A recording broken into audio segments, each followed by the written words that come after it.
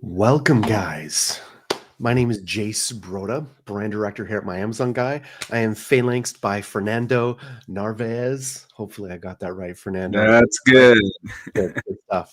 So, you guys will know that, or will see that Noah is not with us today. He's frolicking off with the executive team in Mexico, having fun, doing great things there. So, Fernando and I are here to support you, answer any questions that you have.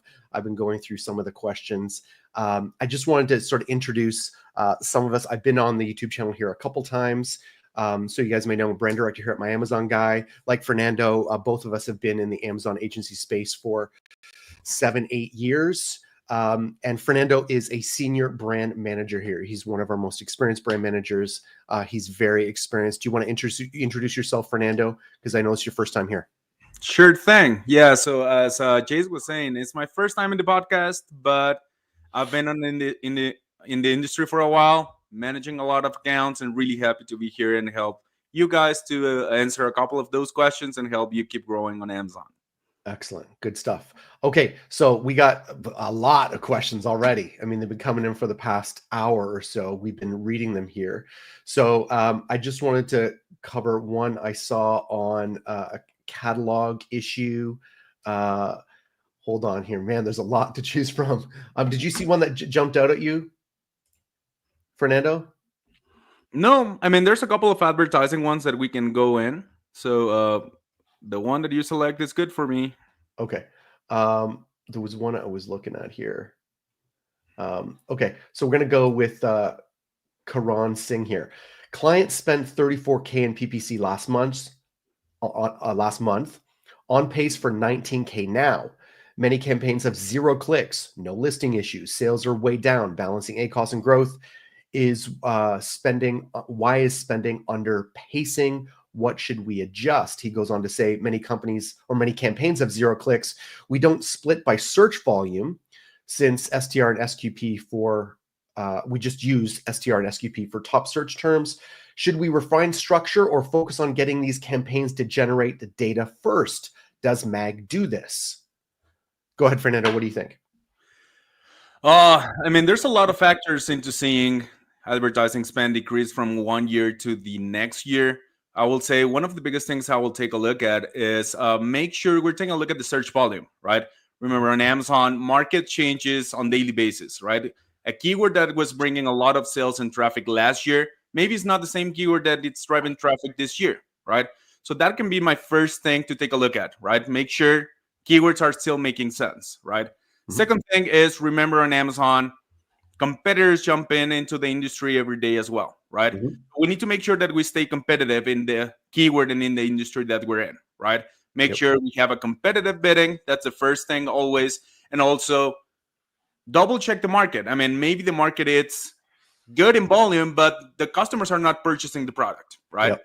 So I'll say that can be one of the biggest focus into that specific challenge that you are having right there, right? Check the Yeah. market, check the volumes. I will check if top of search is bringing more sales to us. I was So going to add that. maybe instead of just increasing bids to see when we can get traffic, we can start focusing into improving our placement so we can get a little bit more valuable clicks into the listings and get more sales, right? I was going to add the whole placement thing. So if many campaigns have 0 clicks, like where's your placements and are you adjusting the percentage of your spend according to the placement that has the best CTR and best return? So I would definitely check that. If you're using SQP for your top search terms, that's great. But if you're getting 0 clicks, I suspect that in that what we call here ICAP here at MAG, your search query performance, those first stages, somewhere there's a precipitous drop off. Right. So you may have seen high search volume and high, search impressions, but is that click-through rate dropping off? Is that add to cart dropping off? So something's happening there. So, and I also look at the creative. There's sometimes when you've made custom creative. I'm assuming these are sponsored products, but in sponsored brand, sponsored display, and sometimes the custom creative is not rendering, or and that's contributing to the lack of click-through. So that's what I would look at, Karan. All right, let's do something else. There was one down here. Where is that catalog issue? Okay, let's do the SEO one. Sean, when targeting performance keywords with a search volume of 100,000 or more, what would a recommended start? What would you recommend starting the bid at? Suggested bid is $3.94 with the low end of 2.96 at the high end. That's a lot. Okay, second part, part two, at 493. Additionally, what budget should I set to maximize sales velocity and improve BSR? At what number of clicks or spend would you consider pausing the campaign? There's a lot going on there, Sean. It's a tough one. It's a tough one. All right, just go through it. What targeting performance keywords search for? Okay. When targeting performance keywords with search volume of 100,000 or more, would you recommend the starting bid at?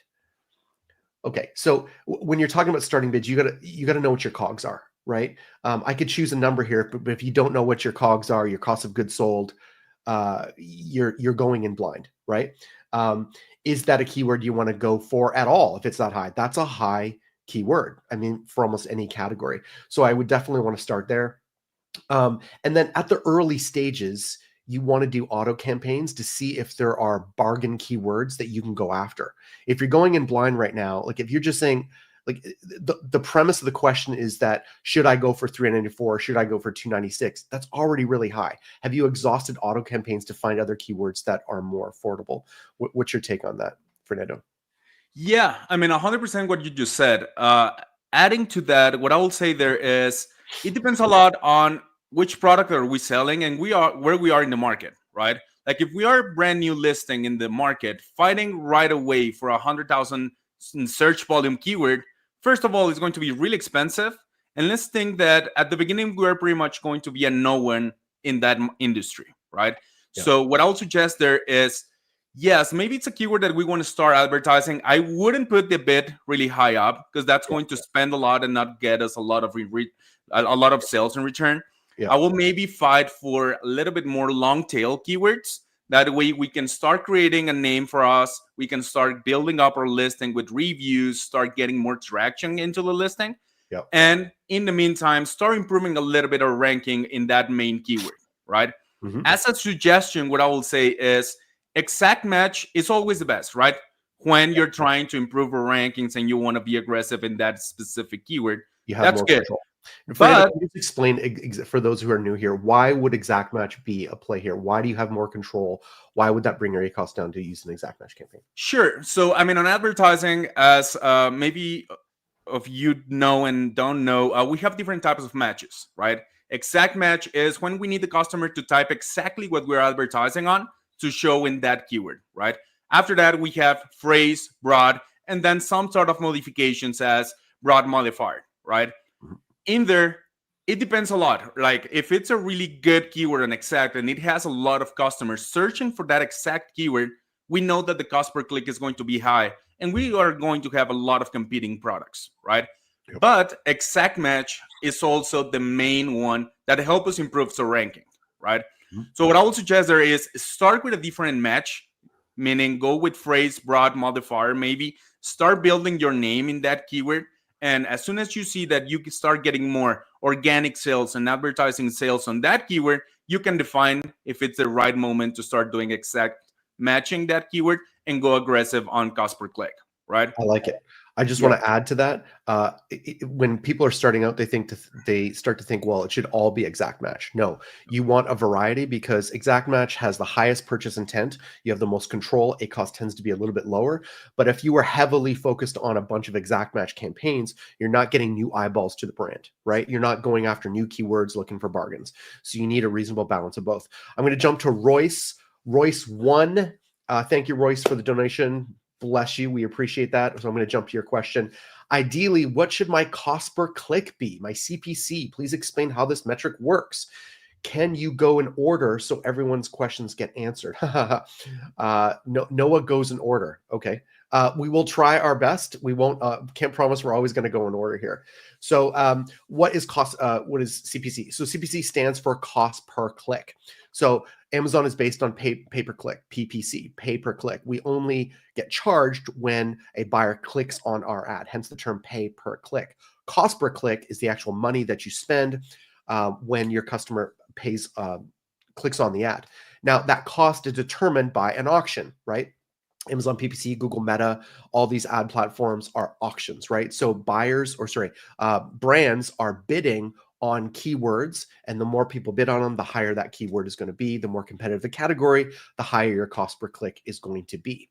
So why this matters is because in our industry, not just in Amazon, but in all e-commerce, cost per click tends to go up. It's not going to go down, right? Unless you've chosen and launched a really micro niche product that's less competitive, your cost per click generally tends to be high. So what our job is to acquire new customers through ads or through other means at the most affordable rate, right? Because we want to keep your costs down. So that's what cost per click is. Anything you want to add on that, Fernando? No, I mean, one of the biggest mistakes that Amazon sellers do at the beginning is do not understand their cost of goods. That's one thing. Yep. But understanding the profitability of the product, it's going to help you understand what's the maximum cost per click that you will have to stay profitable in the industry, right? Obviously, there's different strategies there. Maybe you are going to start with a loss and then you're going to go profitable after. But understanding your cost of goods and your profitability is going to help you also understand what's the maximum cost of click that you can go with to stay profitable and stay in a good market, right? Yeah. Roy, I want to answer Royce's first question here. So he had a question about a day parting. Royce, I'm going to ask you to email me, okay? And because that's a longer question, we're going to go into day parting. You're talking about how it's affecting your sales for the whole day. Email me at jayce.broda@myamazonguy.com, and I will get that answer for you next week, okay? Fernando, do you see anything that jumps out at you? Go ahead and you choose one if you want. I'm looking at other ones here. Sure. I mean, we can go in order if you want. I think there's one for Roy first that we can maybe take a look at. So do you want to read it or should I? Yeah, no, you go ahead. Go ahead. Okay, so I wanted to know the pros and cons of separating PPC for each 3 variations versus building them in the same campaign. I'm worried that once I separate set prices per variation, that will result that the same PPC cost will triple, right? Yeah, it's a really good question, right? It's one thing that we will always need to define. Biggest thing there is what I will define first is what's the difference between the variations, right? If it's exactly the same product and you're getting a better conversion if on one of them in a specific, I will focus into advertising the top performing variation and try to do an umbrella strategy where the other 2 variations get cross sales and upsells, right? Mm-hmm. Obviously, when you divide the campaigns, you're going to be advertising maybe the same keyword for 3 different products. What's good about that is maybe you're going to have 3 placement in first page, right? You're going to have your 3 products showing, but it can triple your spend, right? At the end of the day, you're going to be bidding for the same keyword with 3 different products. If you leave them all in the same campaign, even Amazon algorithm is going to choose the top performing one after a couple of days of seeing data, right? Mm-hmm. So it's good, but depends a lot into the keyword that you're advertising and the product that you have, right?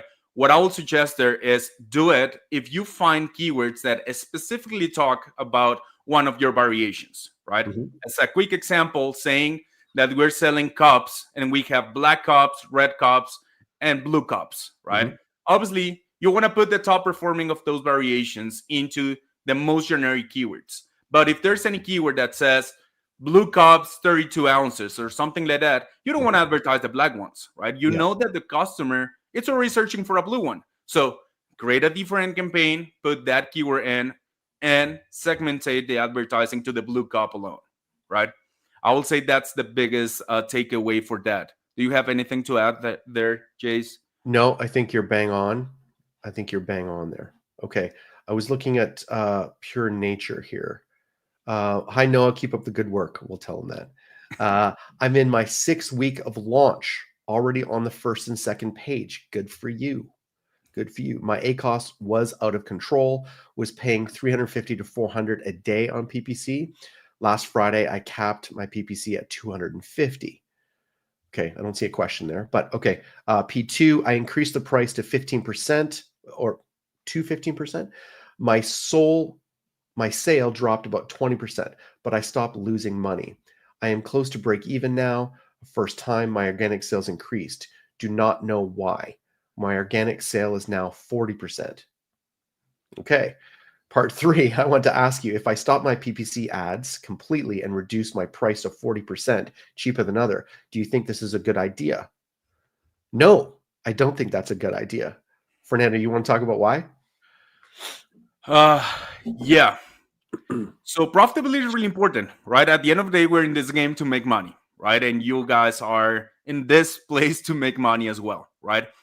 Dropping price, yes, you're going to improve maybe conversion rate and the click-through rate that you're going to get. But cost per clicks are going to stay at the same level, right? Yeah. I mean, you're not going to get cheaper clicks because you are lowering your price. You are even going to just get more clicks at the same cost per click level. And now your spend is going to maybe get out of control and maybe you are going to run out of inventory, right? Yeah. What I would suggest there is a 15% price increase. Through my mind, it's a little bit aggressive. I maybe suggest to start doing 7 to 8% price increases, and you can keep track of conversion rate and click-through rate, right? So Depending on that, let's just talk about why. Why would you not do that? Because that's gonna, if you go that aggressive that soon, you could hurt your BSR that you've worked so hard to get to, right? yeah, 100%. And also, it can make Amazon catch up that you're doing aggressive price increases, and you can get a buy box suppression due to highly increasing the price, right? That's right. So what I will always suggest is do 7 to 8% and do partial increments, like every week, every 2 weeks, depending on your sales velocity, and always keep track of conversion rate. Something we said here is the best way to improve is actually having something that you are measuring. And if you're not measuring that and you don't have the data to it, it's really challenging to understand if you're improving. So sometimes by increasing prices, you're going to drop a bit your conversion rate and you're going to drop a bit your click-through rate, but you're being more profitable, right? So that's the biggest takeaway on understanding how to control the ACOS and stay in the game, right? Stay profitable and keep pushing. 100%. Let's just finish his last question here. I'm still making $10 a product per sale, I'm assuming. Do you think I should completely or be relying on organic sales? Can increase my sales since I am ranking on page 1. Do I lose my spot if I stop ad PPC for 3 to 4 days? I don't recommend that. If you're getting sales velocity on PPC, you don't want to abruptly stop it. This is an aggressive thing. Here's the basic premise I want Pure Nature to understand. Fernando, you jump in if you think I'm wrong, but this is it's a real estate grab, right? You want to get as many conversions both on paid and PPC ads, or sorry, on paid and organic ads as you can to demonstrate that you can convert on those particular keywords that you're bidding on. If you stop that, you're slowing down that possible sales velocity. If you can afford it and you're saying you're profitable, I'm assuming you're profitable at $10 a product per sale, and that's profitable according to your COGS, don't slow down. Ideally, we like here a ratio of 3 to 1 or 4 to 1 organic sales per paid sale. So if you stop that and you're hoping to rely on organic sales slowly, you're only sort of shooting in your foot. You're handicapping yourself. What's your take on that, Fernando? 100%. And I mean, it's really important to understand how Amazon works, right? At the end of the day, Amazon, even though a lot of people is going to say no, it's a pay to win game, right? If you stop advertising, there's going to be a lot of other competitors willing to advertise, right? That's right. Amazon at the end of the day is a business. They are going to promote the ones that are advertising more and getting more sales through the platform, right? So I do agree on decannibalizing. Oh, that keyword, decannibalizing. Okay, that one. When you are top 1, for example, organic, okay, you can slow down a little bit advertise because you want the customer to click on your organic and get the organic sale, right? But if you're still not top 3, that means that you can still improve on that keyword and win a couple of ranks there and improve your organic game as well, right? So that's what I will suggest. Yes, it's good to reduce it, but only when you're already at the top, so you can start getting a little bit more organic sales. But you need to understand by 2 or 3 days, someone else is going to be paying for that ad, and maybe you're going to be dropping on organic ranking as well. That's right. That's right. And then if you try and go back again, your cost per click could have gone up. If you had been advertising all that time and you're converting well, you can hold that same sale with the same cost per click. But you get other bidders in there taking that spot. by necessity, the cost per click is likely going to go up, right? Yeah. So, and it's similar to when you go out of budget. I mean, out of inventory, right? Yeah. It can take you 2 or 3 months to get your listing to where it is right now. if you're right? lucky, we have a client who took 7 months to get back, Exactly. and he was losing money. And that's the thing. I mean, for you to get to a really good selling position in organic ranking, it's going to take a lot of time. But for you to lose that spot, it's going to be way faster, right? Yeah. So you need to be cautious on keep advertising and keep putting the product where it is. 100%. Okay, let's go to Crave It because he's new. He says, new to Amazon, was selling 300 units. VA had issues. I'm on my third VA. None can get me back to 100 plus sales. How do I find someone who specializes in skincare products? Love the channel. Thank you, Crave It. We love you too. So you could, hire a team that has a good track record and knows what they're doing. I think we know some people who can do that for you. Yeah. Now, if you're at a stage where that's not practical for you and you're looking for a single VA, let me just go back, Crave It. Let me add some context for other people. Generally speaking, when you're first starting on Amazon and you have nothing, and this is your sole, you put all your eggs in one basket, this is your primary source of revenue, you're often doing it on your own or you hire a VA to help you.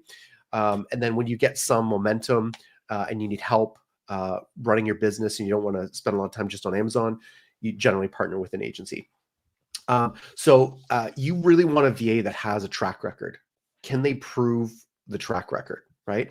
So initially when I was at other smaller agencies and I was interviewing and hiring people all the time, I grilled them with questions, right? I'd say, what order defect rate do I need to have to ensure that my account is not suspended or deactivated? Ask some technical questions like that. Within 3 questions, if they know what they're doing or not, right?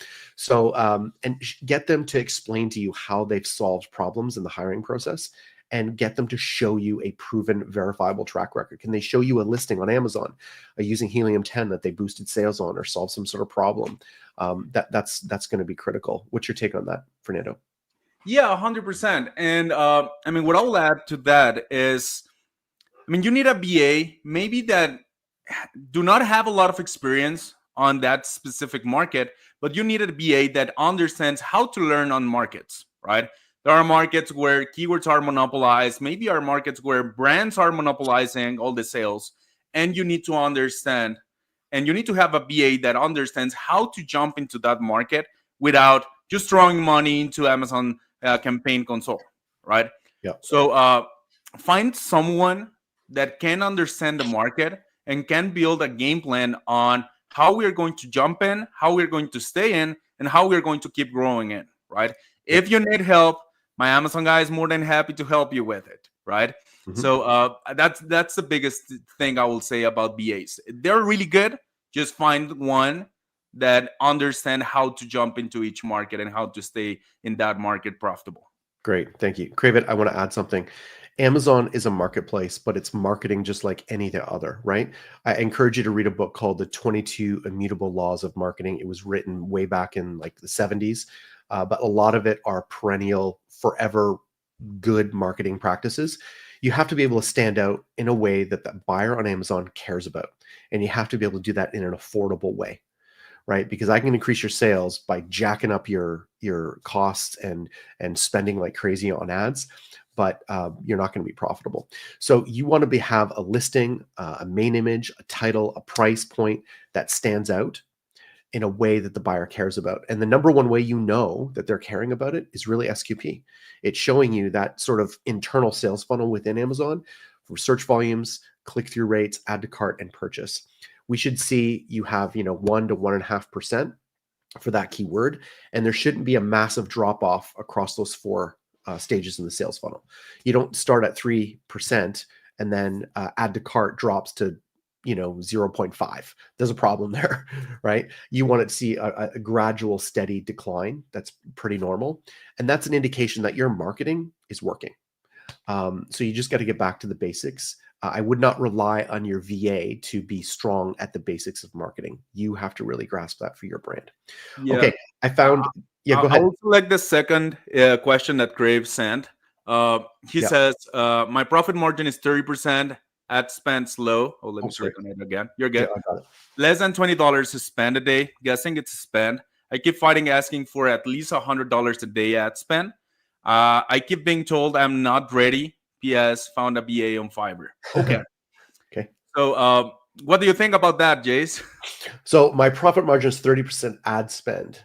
Ad spend low. I don't know if he's saying that's low. Less than $20 a day. I keep fighting asking for at least $100 ad spend. Okay, so what I'm not in your account, Crave It, but I'm guessing Fernando with a smile on his face probably agrees with me. So you are likely, your CTR is probably pretty low. Something's happening. You can't just spend your way into more sales. Either the placements are off, your CTR is low, you're not creating campaigns that are profitable for you right now. If you just add money to it, your ACoS is going to go up a lot, right? You might get a few more sales, but your ACoS is probably going to get to a point where it's just not profitable anymore. Also, $20 a day, depending on the, I don't know what category you're in, that can be really low. Unless you're in a super micro niche that's not very competitive, $20 a day can be tough, right? You're being outbid for a lot of different things. What's your take, Fernando? Yeah, I mean, I totally agree with what you said. The biggest thing there is you need data to optimize, right? At $20 a day, I mean, depending on the market you're in, but understanding Amazon, I mean, that can be as low as 10 clicks a day, right? And with 10 clicks a day, it's really, really challenging to optimize it, right? 100%. Now, you're not ready for it. I mean, that's debatable. I mean, I don't think there's a I'm not ready account level so you don't spend more, right? I think it's the other way around. Like, if Amazon has proved us something, it's you can add a lot of budget and a lot of campaigns and you can spend a lot, right? Obviously, the smart thing to do is to spend all that money on really smart campaigns and make sure those are getting money back to us. 30% profit margin, I will say that's a good number. I mean, 30% at that level, it's good. Sometimes you need to jeopardy a little bit that profit so you can get your product into more screens and you can get more sales, right? Yeah. But just saying that your BA is saying that you're not ready for advertising, that tells me that maybe he's not that confident on the work that he's doing on advertising, right? I'm not sure if he means like the brand Crave It's not ready, or the VA is not ready to do it. Like he just doesn't know enough. I'm not sure what he means there. I mean, I think it says more like that she's not ready to increase the spend from 20 to 100 as an account level, right? Yeah. So if that's the case, I mean, I'll say $20 per day. And at that margin, you can start spending more. I mean, you can do partial increase every day so you can get more data. Yeah, I should ask this. Skincare. He's on skin. He said in a previous question, Crave It, that he's on. He's in the skincare category. So I want to add this. So that changes everything for me as far as ACoS. Generally, when you're selling in a competitive category, in the consumable category, beauty products, supplements. In this case, it's skincare. If my wife buys your product and she loves it and it works, she's not going to risk her money going to another brand. She's generally going to stay with you for a fairly long term, right? So in this category, in this circumstance, it can be very effective to tolerate and have an appetite for a very high ACoS. So I have clients in this space that are 90% ACoS, but the tacos is 12 to 15. And it's fantastic. They're very happy with that. Why? Because they're aggressive on the ad side. They might even be breaking even. In some cases, they might even be losing a little bit of money on the ad side. They're okay with that because they're constantly generating more eyeballs. They're getting more people into their brand's ecosystem. They buy continually. They're focusing on subscribe and save. They're also focusing on package inserts that earn the email so they can market to them on their own email campaigns, which is free and a very effective way to increase lifetime value, LTV. LTV, long-term value, is the name of game with a consumable product like skincare. So I would want to be able to spend more as long as your ACoS isn't just getting ridiculous and your organic game is healthy. You will really thrive with a high ACoS, low tacos. Push, subscribe, and save because that's the lifetime value. Yep. Okay. Crave It, that's good questions here. Okay, do you want to go in order? We'll go with Sean now. Yeah, we're Sean, going to go with Sean. my supplement products BSR has been stagnant despite lowering the price. Okay, he's been watching Mag. That's good. I'm selling about 4.5 units per day, with most sales being organic. Tacos is 48%. Ouch! But it's decreasing weekly. Okay, that's good. So second question here, or second part. Ad spend is usually under $100 per day, and the product has 36 reviews with 4 out of 5 rating. My high volume keywords suggest a bid around $6, but my current bid is to $2 to $3 range. Okay. Third part, man, there's a lot here.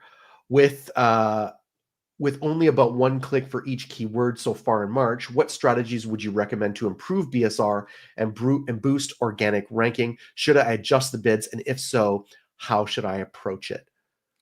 You want to take that first? Sure. Yeah, I mean, there's a lot of things moving here, right? I mean, the biggest thing, it's total acres of 48%. It can be really high. It depends on the strategy that you have, right? If you're jumping in market, you're trying to make a name for your brand in the industry, it can be something you can maintain for a couple of months. But at the end of the day, if you don't have a profitability levels of 60, 70%, that's not something we're going to be able to maintain, right?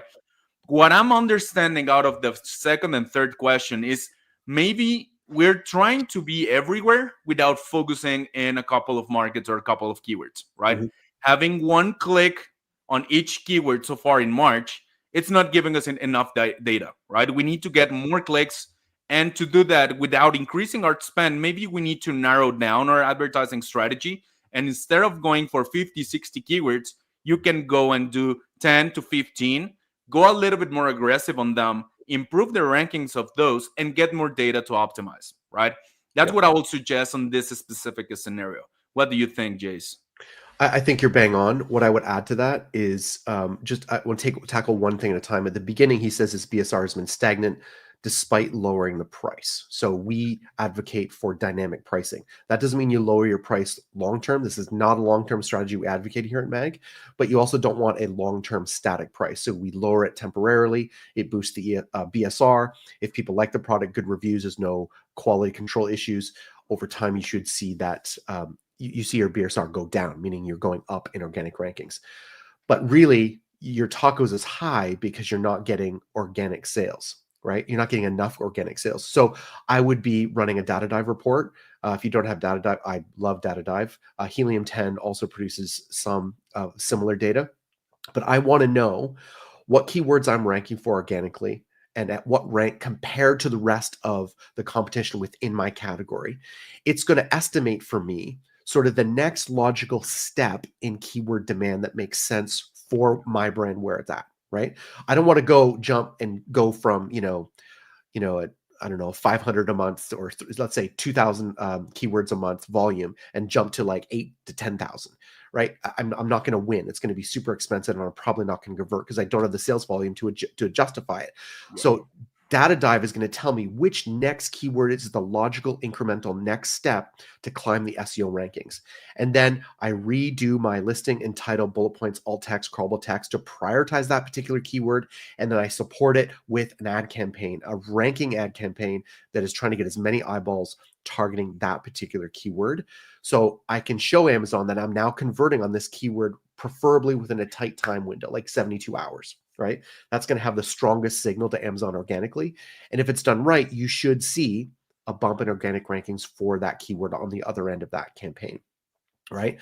And so now your tacos should be going down because you've increased the amount of organic sales versus your paid sales. I mean, that's the basics that have to be tackled first. What is your take on that? Yeah, I totally agree with you. I mean, it's really challenging for a product that it's going in market to go and fight for the top keywords that are bringing a lot of volume, right? Yeah. As I said in a couple of previous questions, you need to build your name in the industry and you need to build your listing in that industry. First of all, cost per click is going to be really, really high up. Really high. And then if you go into a really big keyword with a lot of search volume and your competitor has 7,000 reviews and you're just starting on Amazon, you have 34, 50 reviews, it's going to be really challenging for a customer to click on your listing instead of your competitors, right? Yeah. So I will go into, and just what you said, like start with, let's imagine that biggest keyword in this industry is 10,000 in search volume, right? I will say let's start with 1,000 to 2,000 keywords. You dominate that space, then you jump into 3,000 to 4,000 and you keep going up. By the time that you want to jump into the 10,000 search volume keyword, you already have some sort of dominance and some sort of brand awareness and brand share into all the other keywords. So you can compensate to pay that cost per click really high on that big keyword with all the organic sales that you're getting on all the previous keywords that you dominated already, right? So yeah, I totally agree on you with you on that, Jayce. Yeah. One thing I want to add, Sean, this is not a short-term solution. This is a long-term. This is 6 to 9 month solution. Email. So you're not in skincare. I don't think you've told me what your product category is. But if you're in, I mean, almost any category, email is going to be really valuable, but especially if you're in apparel or consumables, where again, lifetime value is the ultimate metric. I think she's on supplement. So that's even more challenging. Oh, then you definitely need to use email for supplements. 100%. Here's why. Here's my pitch for email in general. Okay. Again, the problem in the industry in e-commerce is costs of acquiring a new customer. It's only going up. It's becoming more complicated. The sales cycles are longer. The competition is steeper. But on email, you own that relationship completely. There's no Amazon restrictions. You can say what you want. As long as you're not doing like lying or doing something illegal, you can market your brand however you want. You can use whatever keyword you want. You can whatever image you want. You can reach out to them as many times as you want. I don't recommend spamming them, but you have complete control over that relationship, right? So you want to, if you have the budget, using product inserts, again, not doing anything to we're not advocating any black hat stuff, breaching Amazon's terms of service. But if you can also run Google Meta ad campaigns, if you have the budget, running a Google ad campaign or a Meta ad campaign to your website, not for a sale necessarily, but for the email opt-in, is much cheaper than going for the sale. Significant. Your cost per click on those platforms is cheaper if your goal is the opt-in, not the sale. And if you get the opt-in by giving a free lead magnet, which is free value, it could be a product questionnaire, 10% off your first purchase, whatever. Now you have that email, you can remarket to them however many times as you want. It is gold, especially when you're selling a consumable like a supplement where they're going to be ideally buying from you for months or maybe even years into the future, right? Your costs are pretty much zero. There's a whole bunch of ways to do that smartly. I won't go into email too deeply, but Sean, you got to do that stuff, man. Any e-commerce brand that's not doing email is missing out. And if you're in a consumable space, it is god dang mandatory that you have an email game starting now. It takes time to build out your email list, and I can talk another show about how to improve that, but that's going to be super valuable. Okay, moving on here. Let's go. Royce, yeah, we answered a number of your questions. Asif Case. Okay. Asif Khan. I'll click on that. In cases where an auto campaign is receiving a high volume of single clicks without conversions, what would be the recommended strategy? Should we pause these keywords immediately, or is it advisable to wait and gather more data before making changes? What's your take on that, Fernando? I mean, that question is specific. It's a lot of depend on case scenario, right? What I would suggest there is auto campaigns are really good. They help us harvest a lot of keywords, but sometimes they spend on keywords that are not relevant to our product, right? Mm-hmm. So what I will say there is if you go in and you catch 10, 15 keywords that only got one click, but you know that keyword is not relevant to your product at all, go ahead and negate them. I mean, you don't need to get a second click or a third click to prove that, right? Stop wasting money on those keywords. Now, if the keyword is relevant to your product and you see actually customers searching your product through that term, okay, maybe it's worth to leave it that way. But if you want to try to get more data faster, you can go ahead and create a campaign targeting that keyword and see how it performs, right? That's why auto campaigns are great, but you also need to do keyword listing to understand which ones. You don't want to wait the auto campaign to let you know it's a good keyword, since you already know it's a good keyword for you. Yeah, right? Fernando's hit the nail on the head. So what I would add is if you're getting a high volume of clicks with no conversions on the auto campaign, and you see in your search query performance that you are converting on those keywords reasonably well, you're like 1.5%, pretty much right across the board, all 4 stages. That's not a relevancy issue. That's possibly a placement issue, right? So, or a bidding issue. So If you're converting on them well organically, don't pause the campaign, don't kill the campaign. But if organically nothing's happening in SQP, then you're just wasting money. Pause it, start a new campaign, different keywords. Is that fair? 100%. Yeah. Yeah. Okay. All right. New one. Someone else. Mark Scene. Okay. Mark, welcome to Mag. Okay. A product with color variations selling 1, 2, and 4 pack of each. How would you create the variations for this? Each color with quantity variants or each quantity with color variations? Okay, that's a good question. There's a lot more information I need to know, Mark, to answer that question. Like, what category? Are we talking cups? Are we talking bras? What are we talking about?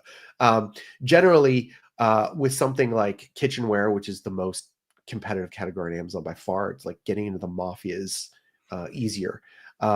You want to be able to see it, right? So seeing color variations, if you're selling doilies or I don't know, curtains or some sort of utensils of different colors, stuff like that, you want to see them side by side. So being able to show that and creating packages via color is great.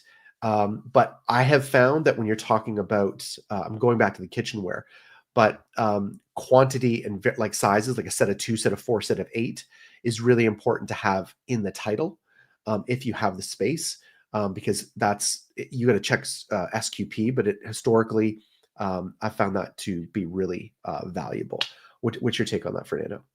Yeah, I totally agree with you. I mean, it depends a lot on the market that you're in, right? What I will suggest here, Mark, is always put yourself in your client's shoes, right? Think about, okay, if I'm going to be the one purchasing this product, what's the first decision I need to make, right? Example, shoes, right? Like, hey, I'm purchasing shoes. I like this style. Which one I want to get? The black one, the blue one, the brown one? That's the first one, right? Second decision is going to be how many pieces or how many pairs I want to get, right? So in that case, I will suggest you to understand the market, like figure out what's the first decision your client needs to make. If it's color, okay, let's go with color and then quantity. If it's more important for your product, the quantity side, like what Jayce was saying, like for example, kitchen appliances, like you're purchasing, I don't know, knives, and you want to get a 6-pack, no matter the color, okay, it's more important to show them the quantity of them that you have. Then the secondary option can be the color on it, right? Yeah. So that's why it depends on the market that you're in. Put yourself in the shoes of your customer, and that will give you the answer on this. Yeah, very good. Okay, I wanted to answer Abdullah Khan. So I know Noah had talked about SPP last week. So we are very close to having SPP in place. We got confirmation from SP Stephen Pope that is happening. The issue was the name, because we're my Amazon guy, and having our name Amazon in SPP could have been an issue, but it looks like it's going to happen either way. So that's all I have on that. I just wanted to let Abdullah know that is imminently happening. Okay. Okay. Let's go. Okay, let's go. Ronald. I have rock and roll pizza cutter, but is plastic, not sharp edge. I mean, now you have me really confused. Doesn't break edge of ship pack. Okay. I understand FBA mandating sharp items should arrive pre-packed in mailer. How qualify not to have to do that? And I'm really confused. Okay, if I'm understanding this right, I mean, sharp items, pretty much Amazon and every carrier request sellers to pack them a little bit different, just to avoid any issues or any harm into whoever is carrying the product, right? Yeah. Now, Ronald's question is pretty much his product is not sharp, right? But he's in a market where all products are sharp and they are requesting all products to be packed that way, right? What I would suggest is create a troubleshooting ticket with Amazon. Just show them the case. Say, hey, send pictures. Tell them, hey, this product is not sharp. You can show them and prove them that the product is not sharp, and figure out if there's any way that they can unblock this part of the category that you're in, and you can just send them without that specific or special packaging that you have, right? Mm-hmm. Aside of that, I mean, on Amazon, you know how it is. You need to play whatever game they want you to play. Sometimes Amazon is not going to let you do the things, even though those things are the right ones for you to make, and they're still going to request you to do a special packaging on them just because they want to be a little bit more cautious on that, right? Mhm. What do you think, Jayce? No, I think you're right. It's better to be cautious than not. I don't have a lot of personal experience with that issue, but I think you're bang on. Okay. All right, let's go to Karan Singh. What's the best campaign structure to ensure data generation? We just talked about this. We do one ad group campaign, 10 targets max, but don't factor search volume. Is it worth the extra effort to organize by search volume? What a great question. What's your take on that, Fernando? Oh God, I mean, I'll say yes, it's worth to take that extra effort to organize them by search volume. Why? Sometimes you put one really high search volume keyword with 9 other keywords that doesn't have that big search volume. At the end of the day, that single keyword can eat up all your budget, and the other ones didn't get a fair Yep. share of your budget, right? Yep. So if I would suggest is break them down. You can do ranges and say, hey, from 1,000 to 2,000, and put 10 keywords in it, right? That way, all of them are going to get the same share of the budget that you have, and you're going to get the biggest data that you want. Even if you have one or two keywords that you know they are eating up most of the budget of your campaigns, you can divide those and put them in a campaign on a single keyword or two keywords in there, so that way you can keep your budget a little bit more control, and you can give more exposure to other keywords that weren't getting any spend because one of them was hitting all the budget, right? Yeah, I think what we're missing there is his budget. So to ensure the best data generation, well, if you have the budget, you can get more data faster. But if you're budget conscious, I would, and you're going to add search volume, you're going to have to be very selective, because you could just burn through your budget really, really quickly. But yeah, I mean, there's a whole video I did a couple weeks ago that talks about how to use auto versus manual campaigns. And that's basically what we're about, like how we use auto campaigns to generate the necessary data to harvest those keywords to create exact phrase match campaigns and all that stuff, and have more control over those keywords. So that's really how we do it. Search volume is going to depend on your budget for sure. So when you talk about someone spending $10 a day or $20 per day, per ASIN, going by search volume is, you're going to burn out of your budget really quick. Okay. Rich Swavey. What a great name, Rich. I keep getting this error when I post a listing. Quote, you are receiving this error as you may be adding offer listings or editing a SKU not present in your catalog, or that one has been deleted. Catalog question. I told you I hate catalog questions. It's good. I mean, there's a lot of other things that we need to understand to answer this the right way. Yeah. But, Rich, what I will say here is review the UPC code that you're trying to use, right? Something that happens a lot in the Amazon industry is people go and purchase UPC codes from eBay or whatever other name place in internet, and purchase UPC codes from there.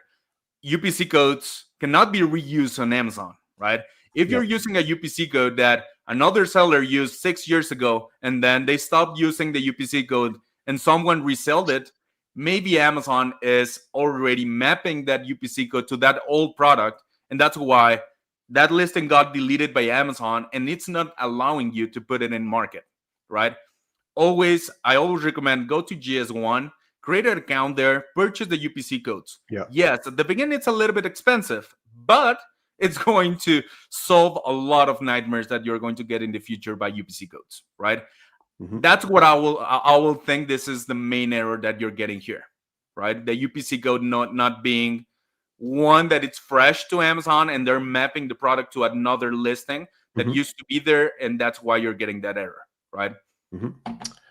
Good stuff. Excellent. Okay, let's go to another. I mean, we're doing a lot of PPC stuff, so let's go for this one. How many committed units?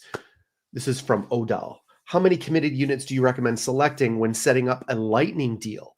What data do you recommend I base my decision on? I'll take a tackle at this first. So this is similar to when you're first launching a new campaign. How many units do I ship to Amazon first? Is it 250, 500?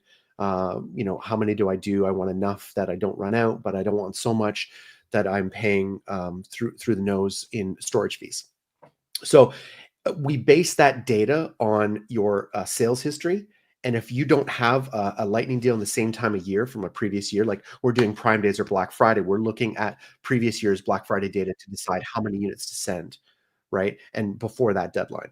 And if you don't have that, we're looking at the category average, and we're looking at the sales history for brands that were at the same sort of organic ranking or sales velocity that we are at currently.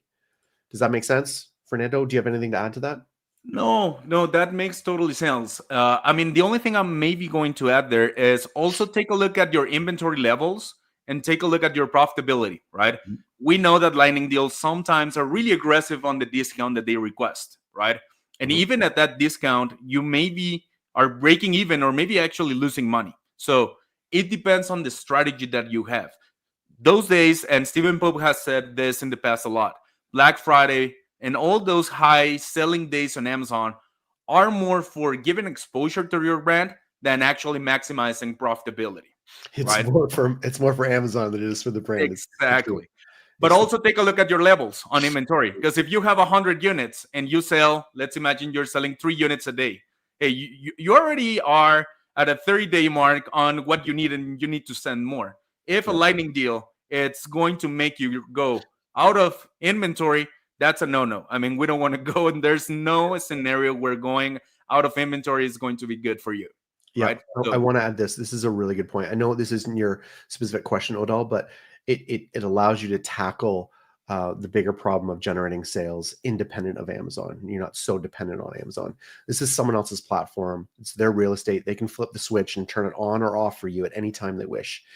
If you have some measure of control over that relationship off of Amazon, back to email, you have more control. So on how this affects a lightning deal, Black Friday, Prime Day, think of the power you could have if you had your own Black Friday, your own Prime Day, right?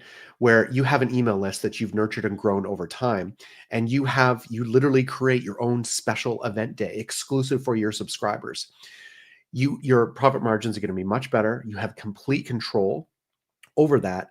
Whereas when you do it on the Amazon platform, someone else's real estate, again, like Fernando said, the goal is to just get more buyers into your ecosystem, get them committed to your brand, in love with your brand.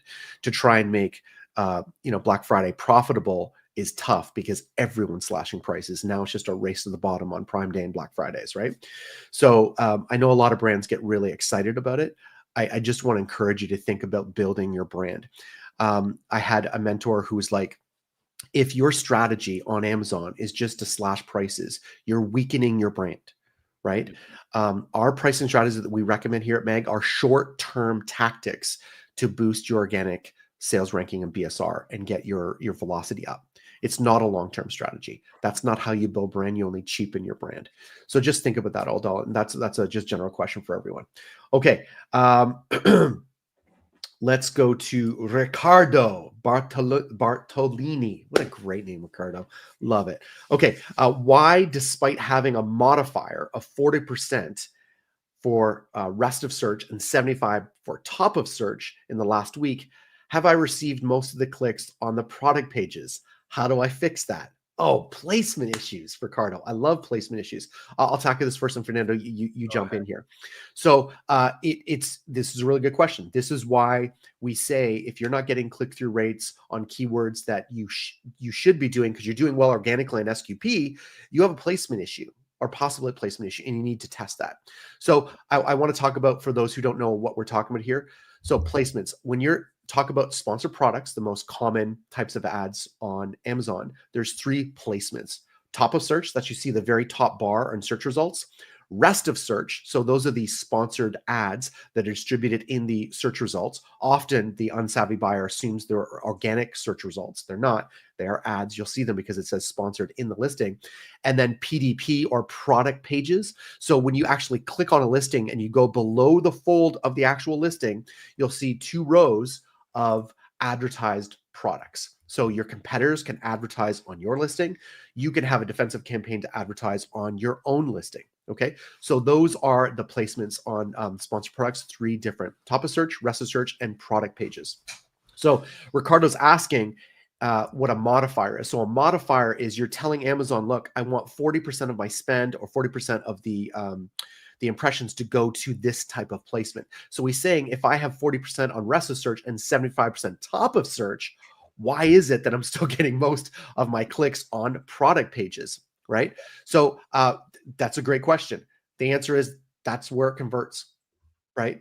That's where the purchase intent with the buyer is the buyer's just responding to it. This is why we test these things out.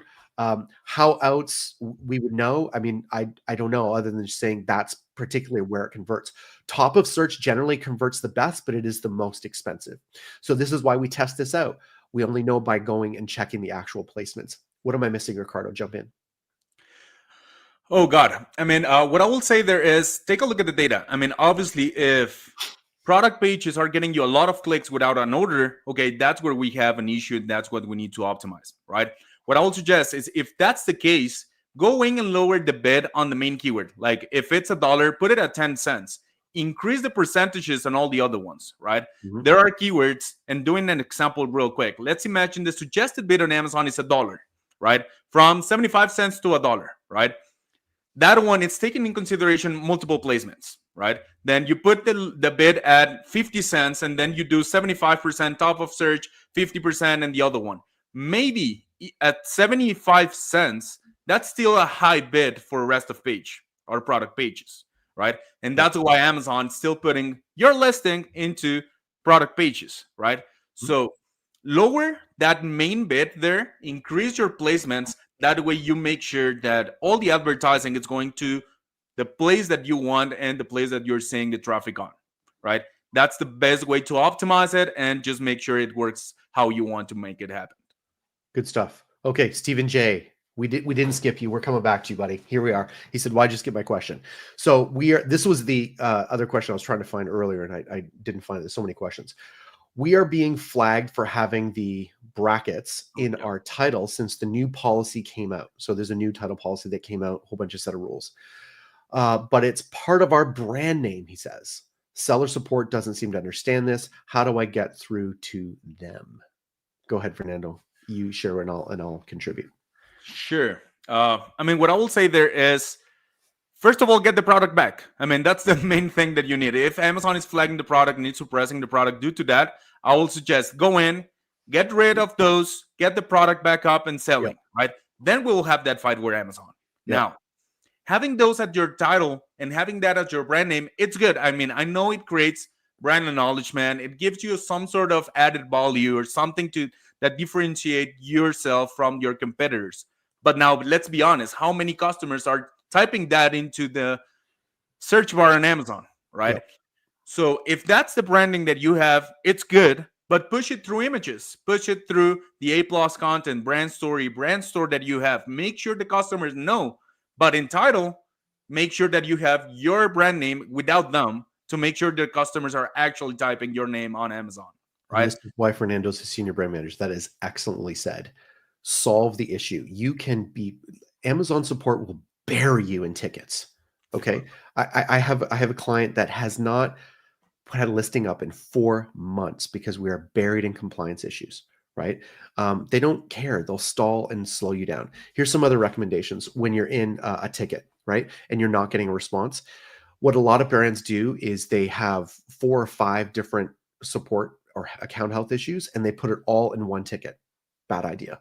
So we know this because we hire and work with previous Amazon support specialists who now work with us in our agency, right? So we know exactly what they're doing. They have to resolve usually one ticket, and they're given about 15 minutes to resolve that ticket.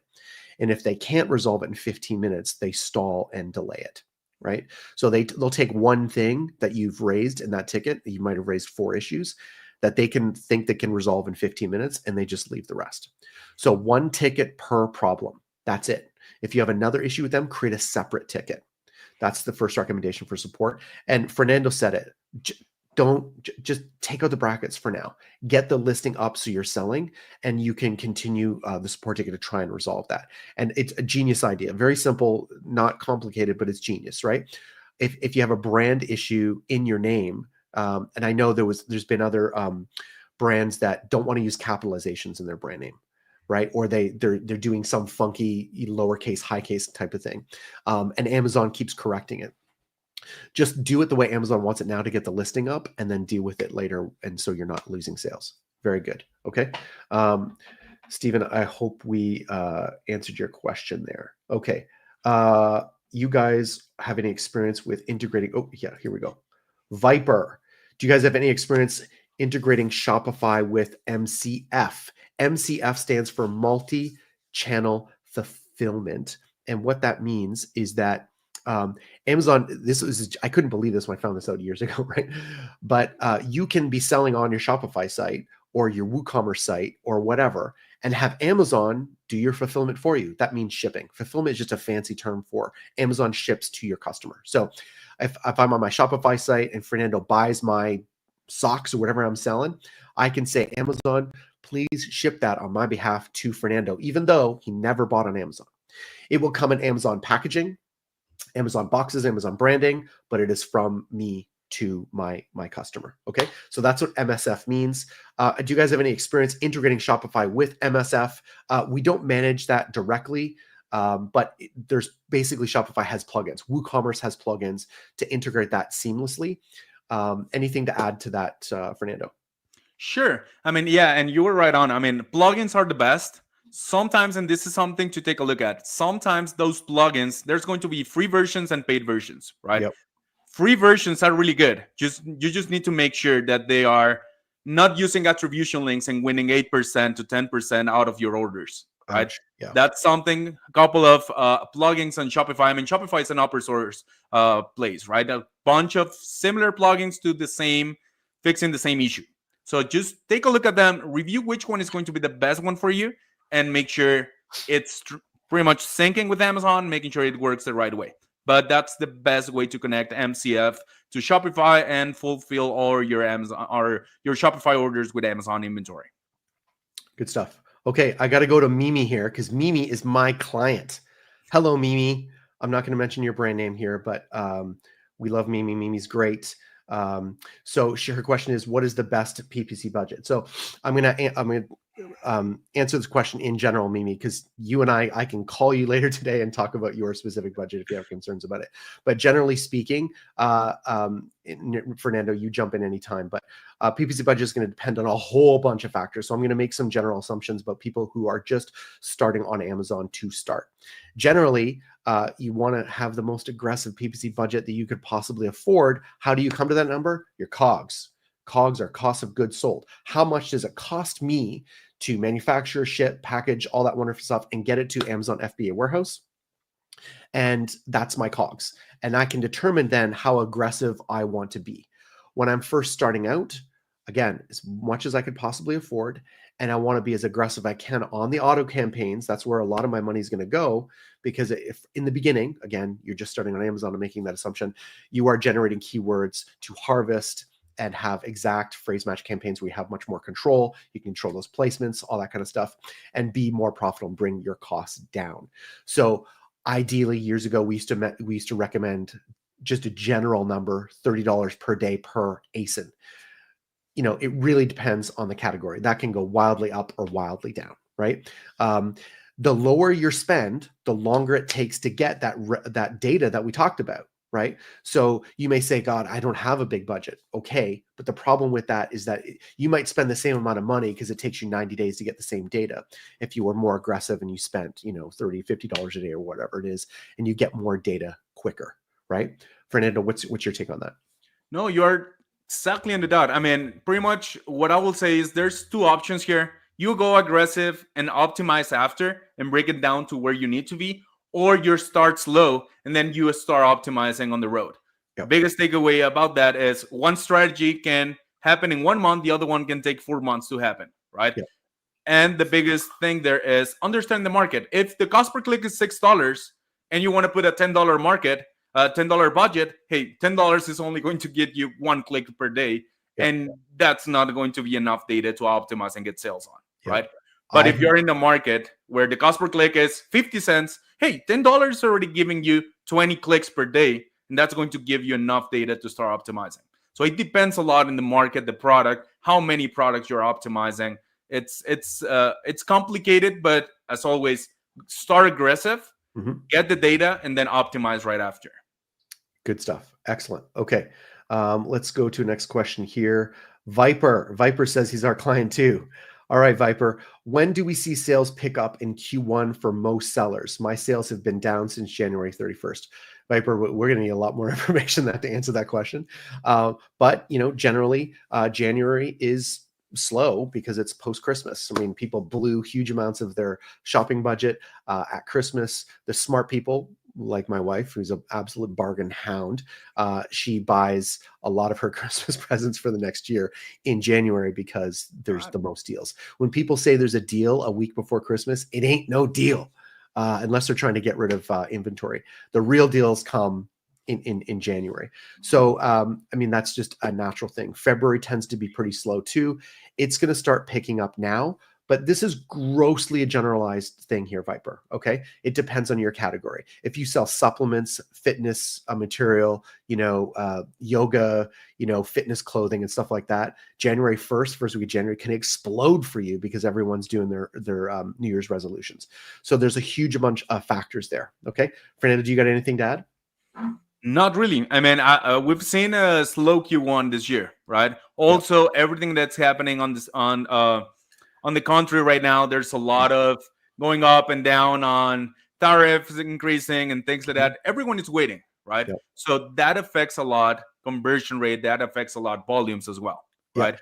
So let's talk about that briefly because I think 80% of my clients that I'm speaking to every day are bringing the whole tariff thing up, and they want to know, what do I do to deal with what's coming? The problem is we don't know what's coming. It's on, it's off, it's on, it's off, it's paused. No, it's on 30 days. No, in 2 weeks. We just don't know. So until we know for sure exactly what's going on, we can't really give you specific recommendations. However, I am going to strongly recommend that all of you do everything you need. Like, this is the non-sexy stuff of Amazon. We're not talking about, main images and brand messaging and click-through rates and ACoS. That kind of stuff is easy to understand and it's exciting. The boring stuff is keeping your costs down on the logistical side. It is alarming to me how many of you ship by air on a regular basis instead of shipping by sea. And I know why you don't ship by sea, because you don't have sales forecasting in place that's predictable, reliable, that doesn't keep you up at night, because shipping by sea can take 60, 70, even 90 days, right? But it is much cheaper. So I've done, I told Fernando this earlier today, you can use a freight calculator that estimates what your shipping would cost based on the shipping port to your destination port. And it gives you estimated cost depending on the freight supplier that you're using. And I've saved up to 22% for clients doing that. But for that to be effective, you really have to have a solid sales forecasting game, right? How do we do that real quick? Well, just like we had talked earlier with the other question about lightning deals, we need to know what your sales history are for that type of year and base it on what you're selling right now.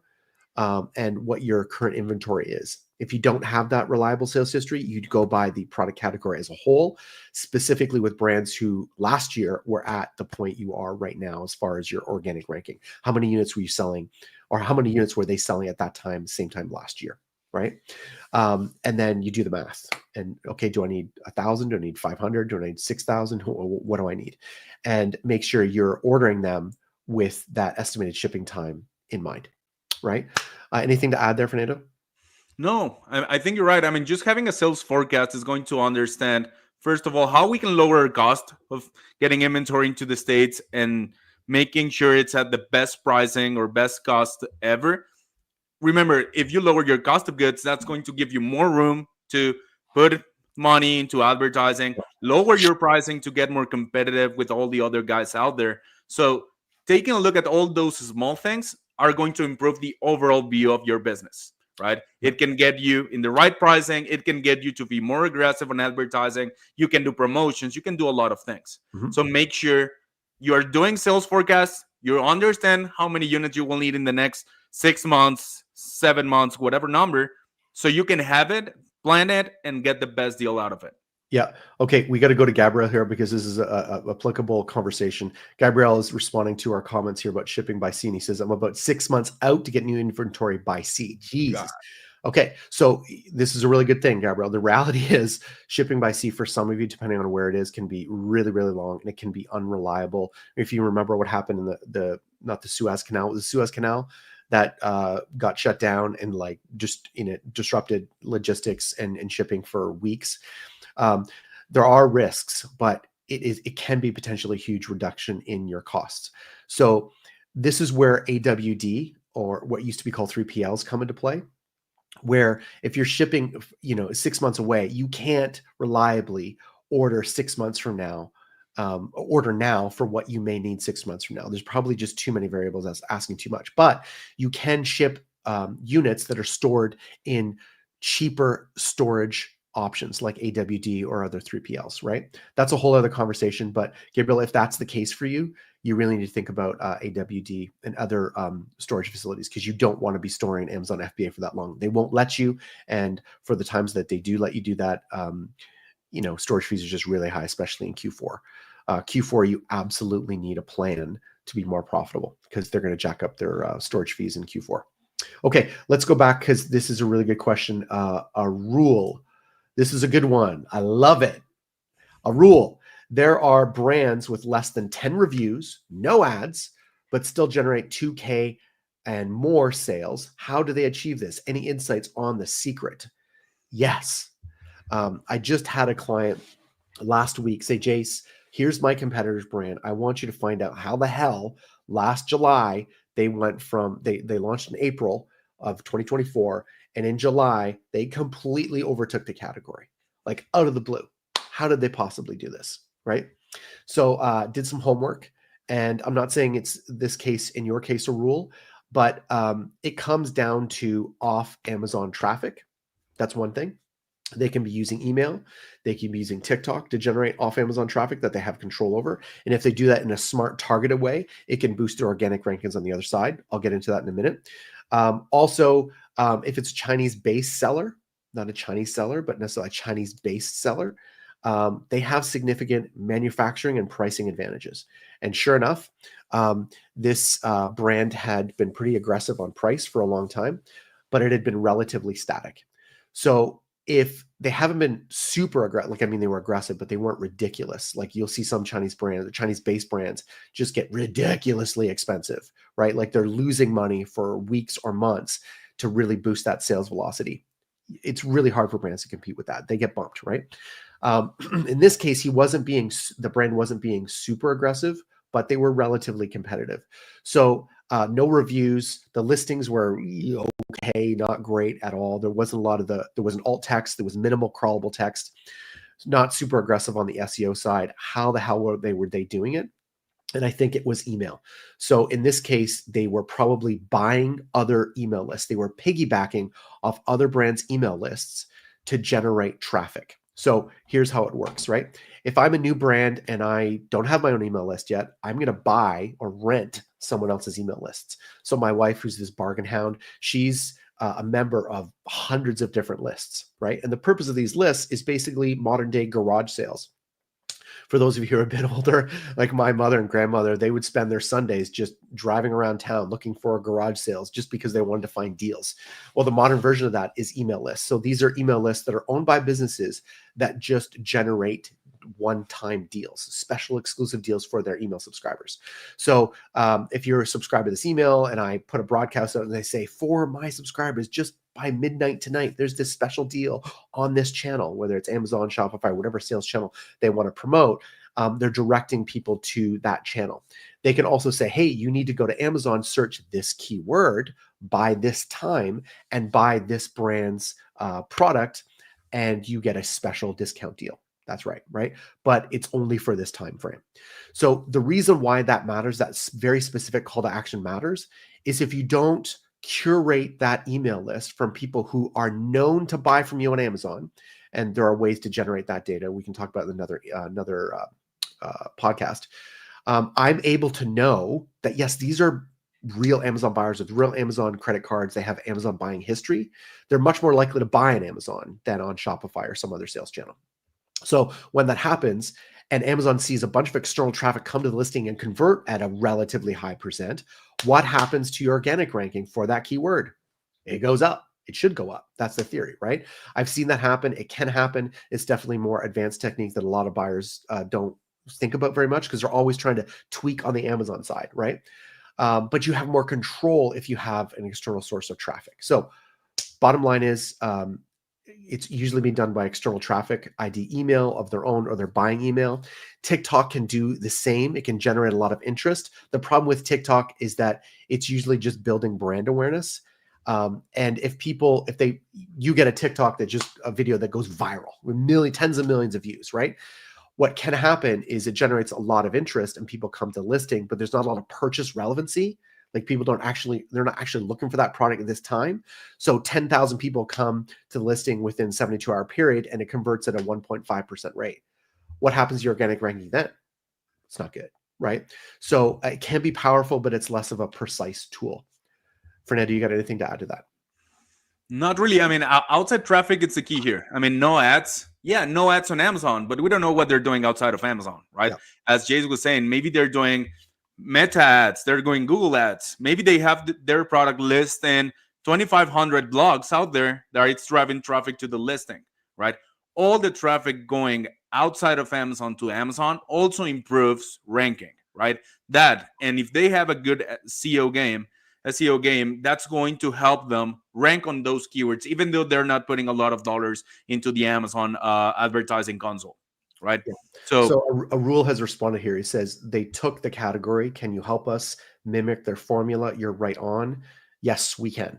So you can reach out. You got my email, jayce.broda@myamazonguide.com. I will walk you through it. If you can do it on your own, great. If you need our help, we can do that too. Okay. With the email side and the Amazon side, one or both. As all you said was true, except. Okay, we'll get to that later. Okay, let's go to another question. Thank you, Arul. That's a really, really good question. I hope all of you listen to that. Off Amazon traffic is the name of the game for 2025.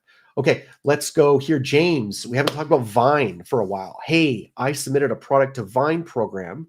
They were all claimed. Great. However, Amazon yanked my listing due to dangerous goods issue, which is now sorted. However, I am unable to re-enroll. And then it says in the Vine dashboard, it says concluded, no reviews. What's your take on that, Fernando? Oh God, I mean, that happened, similar case to me like 2 years ago. Think there is Amazon Vine, it's a one-time thing, right? Like, and they don't care if the product gets yanked, if you do move the product from one part into another, and then they lose the connection between the listings or something. If it was already enrolled, they pretty much already have the ASIN and check mark that was enrolled, right? No matter what happened, if they got claimed, if they got the listings, reviews, everything. Thing here is, how's your product right now? Like, if it's back up, do you have reviews already? Because if you don't have reviews already, maybe it's worth to create a new listing and enroll it in Vine. I mean, we need those 30 reviews at the beginning to get more sales velocity. Yeah. Right. Okay. Can you just share for those, because I knew there's a lot of new listeners, what is the Vine program? Why should people do it? What are the pros and cons? So the Vine program pretty much is a program within Amazon where you enroll units. Amazon will get those units into a list of reviewers. They will take a look at your product. They will claim the product. They will receive it. If they like it, they will leave a review. If they don't like it, they can still leave a review, right? Mm-hmm. Amazon is not guaranteeing 100% of their reviews. Like if you enroll 30 units, it doesn't mean that Amazon is telling you you're going to get 30 reviews. Obviously, that's what we want to get, right? I mean, we want to get the maximum amount of them. But sometimes you can get 28, 25, 10 of them. It depends a lot on the reviewer, right? Yep. In there, we have different tiers, right? Like you can enroll up to 2 units or 3 units. I need to double check it for free. After that one, Amazon is going to charge us some sort of enrollment fee per ASIN that goes up to $200 if we want to enroll 30 units. That's right. and we can only do up to 30 reviews, right? So if you have 0 reviews and you do Vine, you can get 30 reviews via Vine. If you have 25 reviews already and you want to get to 30 and do Vine, you can only do 5 more. Once you get to 30 reviews, you're no longer eligible for the Vine program. Yep. Okay.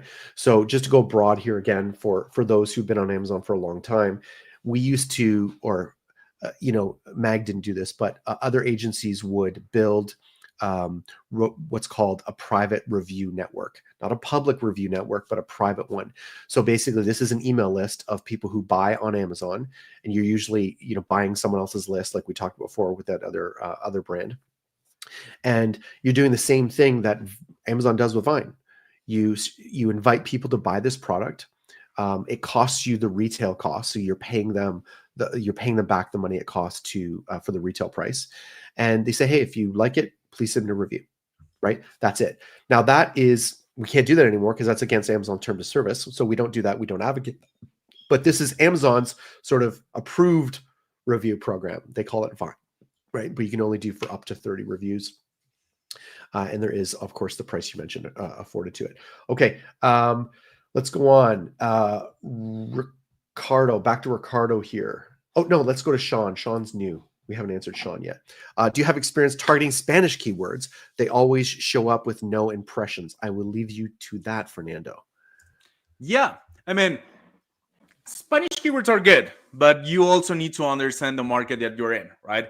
And I'm talking as a Mexican, by the way. I'm Mexican, guys.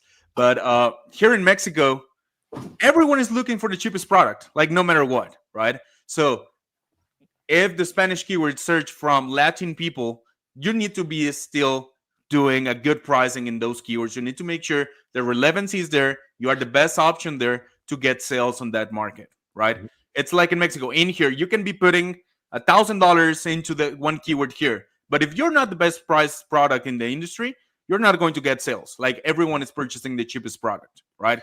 So I will say, let's review the keyword. Let's check what's going on. Maybe it's not the Spanish per se. It can be that keyword alone, it's not creating any sales, right? So that may be something that we need to slow down in advertising, because that keyword is bringing clicks, bringing traffic, but no orders at all, right? So let's understand how that works and understand the keyword velocity that it's bringing to us. Something that you want to add there, Jayce? No, I think you had it. It's about purchase relevancy, purchase intent. You got to make sure that they match, and I think you're bang on. I'm being reminded by Gilbert, one of our producers here, to talk about the Amazon Seller Weekly. So the registration for that is in the description of the video. So this is Amazon Sellers newsletter, where we cover all relevant news, tactics, methods, anything you want to know. A lot of people prefer email as opposed to videos like this. So you want to register for that. It is free, super valuable. You're getting some serious brain power behind that newsletter. So you can check that out. Amazon Seller Weekly. It's in the description. Okay. All right. So let's go back here. All right. Ricardo again, Bartolini. Man, I love the name Ricardo. Okay. It's possible that Amazon's algorithm segments the client who spend more, directs it to the product that converts best. I think I know what you're saying, and the answer is yes, 100%. Part 2, if a product falls below 4 stars, is it possible that it receives a less qualitative audience? Interesting. I don't know what you mean by less qualitative audience. If a product falls below 4 stars, is it possible it receives a less qualitative audience? I'm assuming he means less buyers, or buyers that are less likely to buy. What is your take on that, Fernando? Oh, God. I mean, it depends a lot. What's the market that you're in review count? Like, there's markets that even the top seller is below 4 stars, right? Supplements has a lot of those specific markets.